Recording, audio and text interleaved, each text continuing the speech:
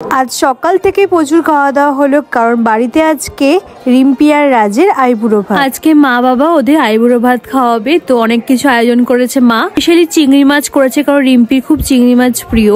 আর সাথে হয়েছিল পোলাও, পাঁচ ভাজা, ইলিশ মাছ ভাজা, চিংড়ি মাছের মালাইকারি, চিকেন কষা আর চিকেন পকোড়া। সাথে চিংড়ি মাছের পকোড়াও হয়েছিল, চাটনি, মিষ্টি, ঝুড়ি, দই আর সাথে 6 রকমের মিষ্টি। আমার মাই সব রান্না বান্না করেছে, আমি সেরকম কিছু আয়োজন করতে পারিনি, হেল্পও করতে পারিনি। টুকটাক লাস্টের দিকে হেল্প করেছিলাম। আমি শুধু কেনাকাটির দিকটা দেখেছিলাম। ওদের জন্য মা বাবা একটা সুন্দর শাড়ি আর পাঞ্জাবি আনতে দিয়েছিল, আমি ওগুলো কিনে নিয়ে এসেছিলাম। আর এই যে শুরু হয়ে গেছে এখন খাওয়া দাওয়া। সাথে দোলন, রকি, বৃষ্টি, মিহির, গুড্ডি সবারই ইনভাইট ছিল, তো সবাই মিলে একসাথে আমরা লাঞ্চটা করে ফেললাম।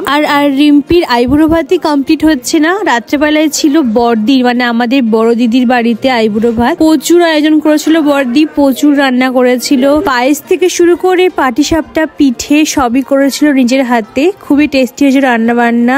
আমাদের সব বন্ধুরই ছিল সাথে ইনভিটেশন, কিন্তু আমি আর গুড্ডি বাড়িতে ছিলাম, তো আমরাও গিয়েছিলাম ওর সাথে সাথে আইবুড়ো ভাত খেতে। আর আমার বড়দি সেদিন ছিল অ্যানিভার্সারি, তো মহাদেবদার বড়দির জন্য সুন্দর একটা কেক নিয়ে গেছিলাম আমরা। সবাই মিলে কেক কাটিংও হলো, তারপরে আমরা ডিনার করে বাড়ি ফিরে আসলাম।